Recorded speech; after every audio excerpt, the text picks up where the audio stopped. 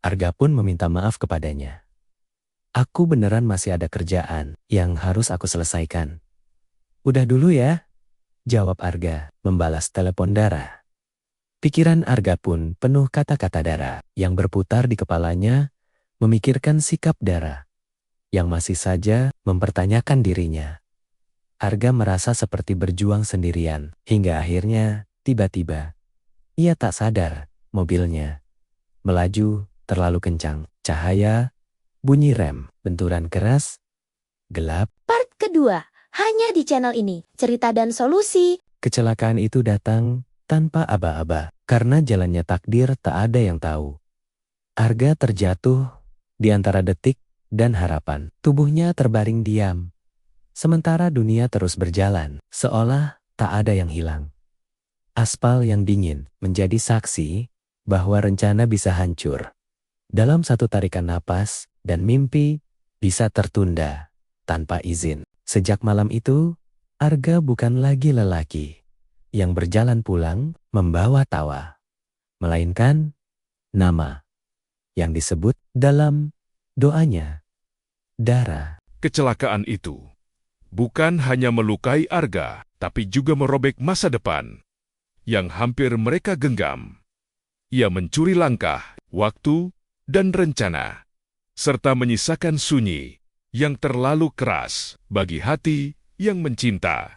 Dara tersenyum tipis saat orang-orang bertanya. Jadi, pernikahannya bagaimana? Ia menarik napas dalam-dalam dan tak mampu menjawabnya, hanya tersenyum. Menguatkan diri yang sebenarnya rapuh. Dara berkata, aku masih ingat, hari itu seharusnya hari paling bahagia dalam hidupku. Undangan sudah tersebar, baju pengantin sudah digantung rapi. Bahkan, aku masih sempat bercanda soal betapa gugupnya aku berdiri di pelaminan nanti. Namun kini, Arga harus terbaring di ruang ICU. Kenapa ruang ICU selalu sedingin ini?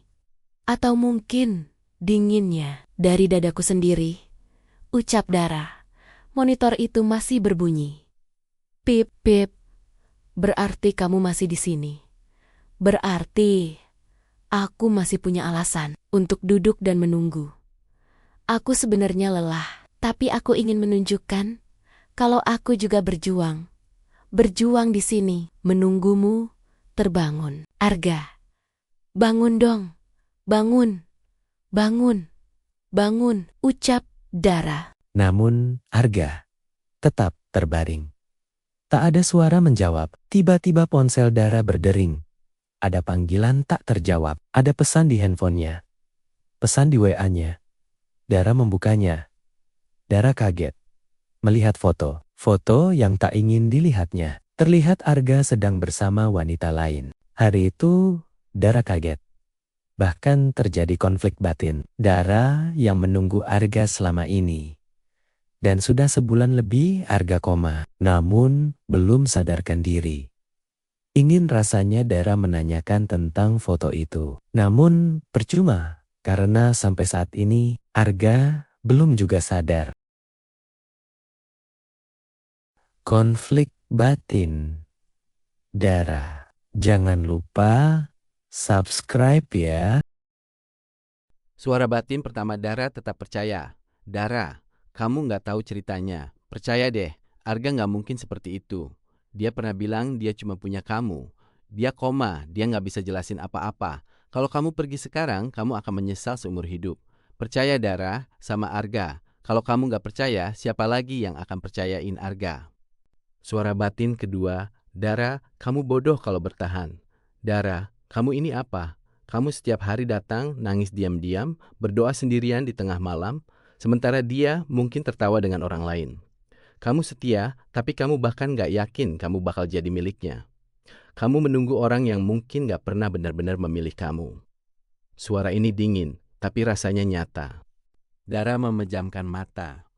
Tangannya gemetar saat memegang gagang pintu. Di kepalanya muncul pertanyaan yang menakutkan. Kalau dia bangun, apakah dia masih Arga yang aku kenal? Pertanyaan itu membuat Dara seperti tenggelam. Ia membayangkan Arga bangun, lalu menatapnya datar. Dara, aku minta maaf. Atau lebih buruk, Dara, aku sudah punya pilihan lain. Tak lama kemudian datanglah ayah dan ibu Arga. Dara yang sedari tadi menahan tangis terlihat wajah yang sembab karena menangis. Menitikan air mata adik Arga yang menemani Dara pun sebelumnya bertanya kepada Dara. "Kakak kenapa? Kok menangis?" tanya adik Arga yang masih kecil. Adik Arga seorang perempuan yang baru berusia 10 tahun. Dara masih ingat betul saat Arga pergi ke kota dan menjalani hubungan jarak jauh. "Sebenarnya kami dijodohkan, beruntungnya kami saling mencintai." Masih teringat ketika mengantar ke stasiun bersama adik dan keluarga Arga, rasanya masih membekas ingatan itu. Keesokan harinya tiba-tiba keluarga Arga datang ke rumah dan keluargaku pun menyambut dengan ramah. Namun hari itu, hari yang membuat aku makin tidak tahu tentang apa yang harus aku jawab. Hari itu keluarga Arga bilang, Keluarga Arga bilang, "Ibu dan Bapak Dara, kayaknya pernikahan Arga dan Dara tidak bisa dilanjutkan lagi." Dokter bilang, kemungkinan Arga sembuh sedikit sekali. Sudah hampir 2 bulan, Arga juga masih belum sadar. Rasanya keluarga kami mohon izin untuk tidak melanjutkan perjodohan ini. Karena kami tidak ingin membuat keluarga ibu dan bapak harus menunggu anak kami. Kalaupun sadar, kayaknya butuh waktu yang lama untuk sembuh. ayah dan ibuku bilang jika itu memang yang terbaik menurut bapak dan ibu, Arga kami ikut saja karena kami pihak perempuan. Kami mendoakan semoga Arga segera sembuh dan bisa normal kembali seperti sedia kala. Dara yang ikut hadir dan mendengarkan apa yang disampaikan hanya bisa menahan tangis dan sesak di nafasnya yang mencoba terlihat tegar walau hatinya mungkin sedang berkecamuk. Hati yang berkata, "Aku sudah sejauh ini, haruskah aku menyerah?" Hati yang berkata, "Atau ini sudah jadi jalan takdirku, mencintai seseorang yang aku harus berpisah dengannya." Hati yang berkata, "Mengapa ini terjadi padaku? Akankah aku kuat menerima semua ujian cinta ini?" Setelah kepergian keluarga, Arga Dara masuk ke kamarnya, menangis dan tak pernah membayangkan bahwa semua begitu cepat.